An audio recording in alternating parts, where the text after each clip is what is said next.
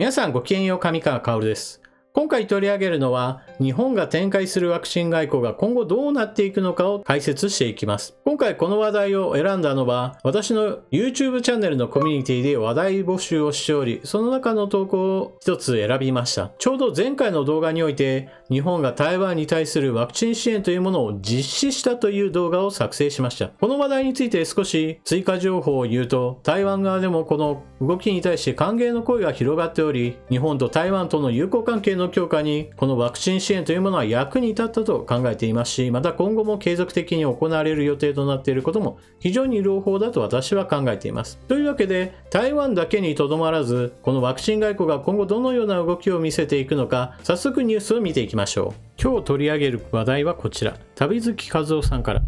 ベトナムにもワクチン供給と記事が上がっていました。日本はコバックスをどのような位置に見ているのか、ベトナムへの恩恵だけでなく、対中国対策の一環なのか、上川さんの今後の展開予想などをお聞かせください。というわけで、今回はコミュニティで話題募集をしましたので、このことを動画にしていこうと思います。では、どのような記事が流れているか見ていきましょう。ワクチン提供、ベトナム、マレーシアにも、アメリカとも連携して中国に対抗。日本政府は国内での使用を見合わせているイギリスアストラゼネカ製の新型コロナウイルスワクチンの一部を感染が急増しているベトナムとマレーシアに月内にも無償で提供する方向で調整に入った。ワクチンの海外供与は台湾に続いて2例目となる見通しだ。ベトナムは5月上旬からコロナ感染が急増し、世界保健機関の集計によると5月26日には過去最多の470人が新たに感染した。マレーシアでも5月30日に過去最多の9020人の新規感染が確認され、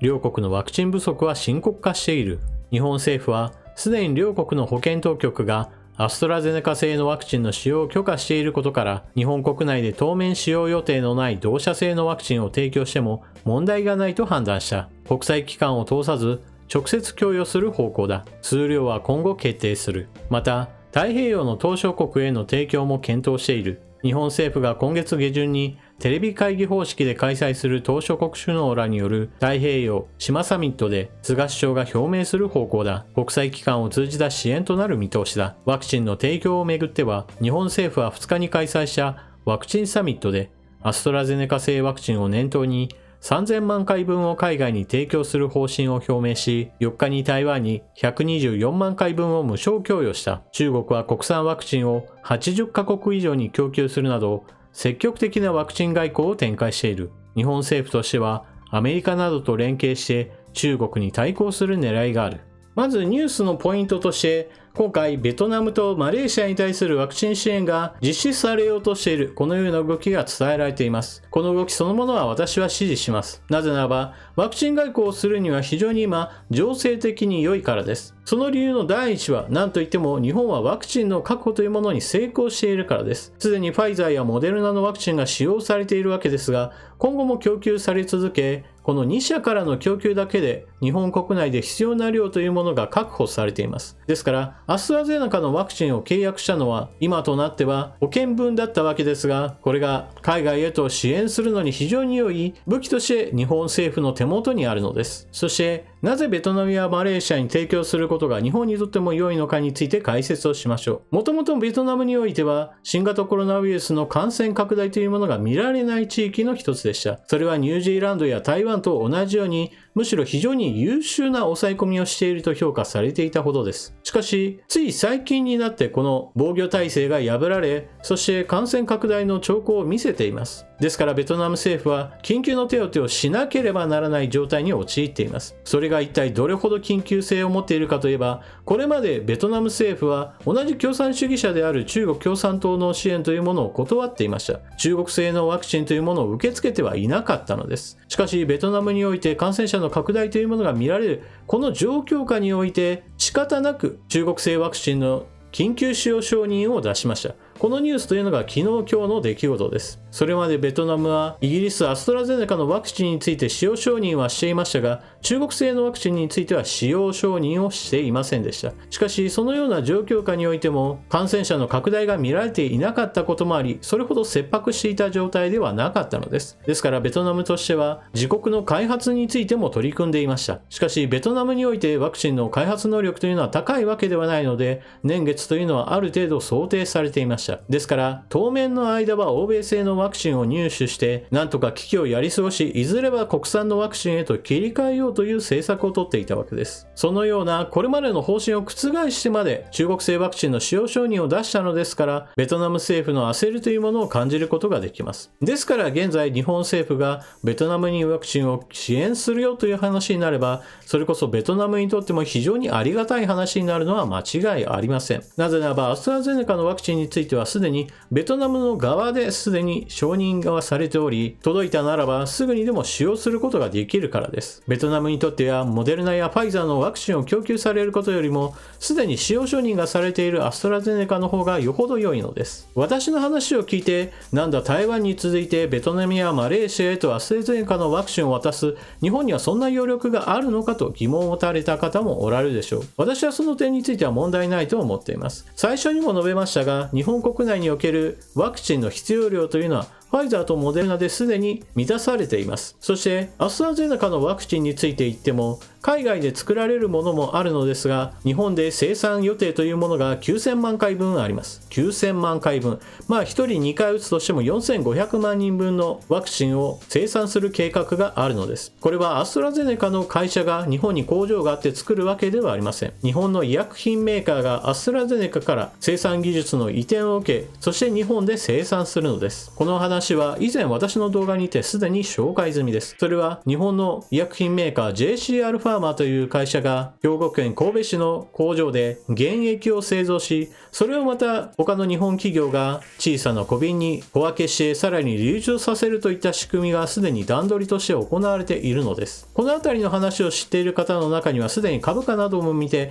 今年の頭2500円程度の株価だったものが現在では3200円程度と、このワクチンに対する需要が期待されていることもわかります。日本ではモデルナとファイザーのワクチンだけで必要量があるわけですが、しかし一方において世界ではまだまだワクチンの必要量に達しているわけではありません。ですからアストラゼネカのような取り扱いのしやすいワクチンでなんとかこの新型コロナの危機を乗り越えようとする国というのはあるのです。なぜそのようにモデルナやファイザーではないかといえば、それは多くの国々において冷凍状態で保存、そして輸送するそのシステムというものがなければ、モデルナやファイザーのワクチンをいくら届けてもらっても無駄になってしまうからです。取り扱いがしやすいということは、それこそイギリスのアストラゼネカにとって非常に有利なポイントなのです。どんなにカタログスペックが良くても実際に使えないのであれば、開発途上国などにおいてはどうしても歓迎することは難しいのです。というわけで日本にはまだワクチンを生産して他の国へ回すという余裕があります。台湾への追加分も生産できますし、この記事で伝えられているようなベトナムやマレーシア、そして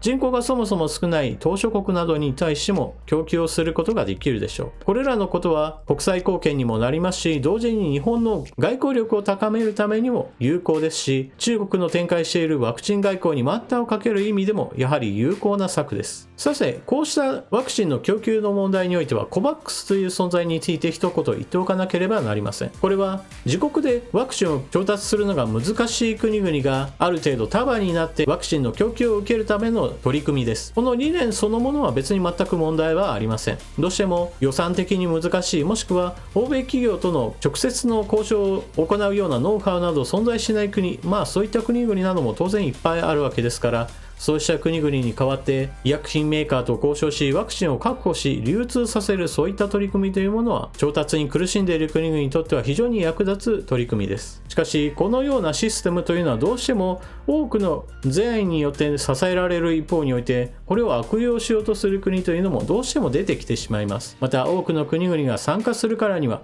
どの国にどのくらいいつ送るかといった話はどうしても調整が必要となりますから、素早く必要なところに必要な量だけどんどん送るといったことがなかなか難しくなるでしょう。そういった意味でも日本ではこの COVAX を最優先しているわけではなく、台湾へとワクチン供与をしたことからもわかるように、直接対話というものを今は重視している状態です。本来であれば国際貢献上においては COVAX のようないわば公平性を担保した取り組みというものが第一優先されるべきなのに、なぜ直接対話の方を優先すべきなのかという話をすると、それは悪用する国として、例えばお隣の国の存在があります。お隣の国というのはそれこそ自称先進国であるといったことを常々言っていますし、また世界の国々は韓国に対してもっと丁重に取り扱うべきだといった話なども何度となく行ってきました。しかしそのような韓国ではワクチンの確保に失敗しました。それはワクチンの調達というものに素早く取り組むことができなかったために、順番がどんどんと後回しにされ、必要な時に必要な量が全然手に入らないといった状況に陥ってしまったからです。ですから開発途上国を対象としているはずの COVAX に韓国は名を並べてワクチンの無償供与を受けるといったことを表明しています。このことをムン・ジェイン大統領は一切恥じることなく、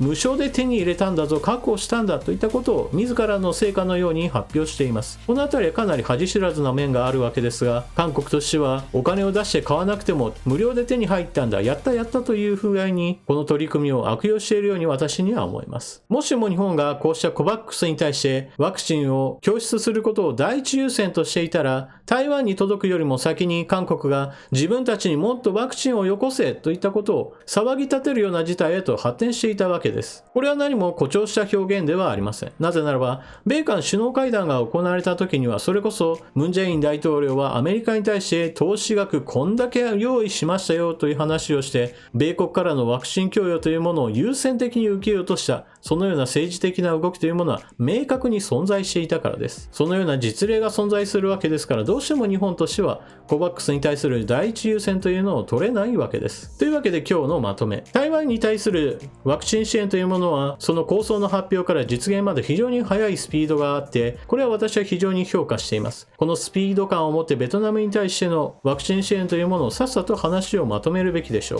う。ベトナムはこれまで同じ共産党一党独裁の国でありながら、中国との距離は大きい中国製ワクチンを受け入れてはいませんでした。しかし足元で新型コロナの感染拡大が起こったために、今まさにワクチンを緊急に必要としている状態です。このような時に日本がワクチン供与できますよという話をすれば、それこそベトナムにとっても非常に良い助け舟となることは明らかであり、日本のワクチン外交においても非常に良い効果をもたらします。このことは当然のように対中国包囲網という大きな枠組みを考えた時においても、ベトナムをいかにして中国と引き離して、そして日本の側へと引き寄せていくかというのは非常に重要なことです。なぜならば中国が世界の工場であった時代というものは過ぎ去り、そして今においてはマレーシアやインドネシア、そしてベトナム、インドといった国々というのが新たな生産拠点として非常に重要視されているからです。日本との関係強化を図ることに一切そんなことはありません。政府の迅速な動きを期待します。皆さんはこのニュースを聞かれてどのようなことを考えたでしょうか。ぜひともコメントしていってください。それでは動画を最後までご視聴いただきありがとうございました。チャンネル登録していない方はぜひともチャンネル登録を、そして動画を見終わったら評価ボタンのクリックもよろしくお願いします。それでは次の動画でまたお目にかかりましょう。またね。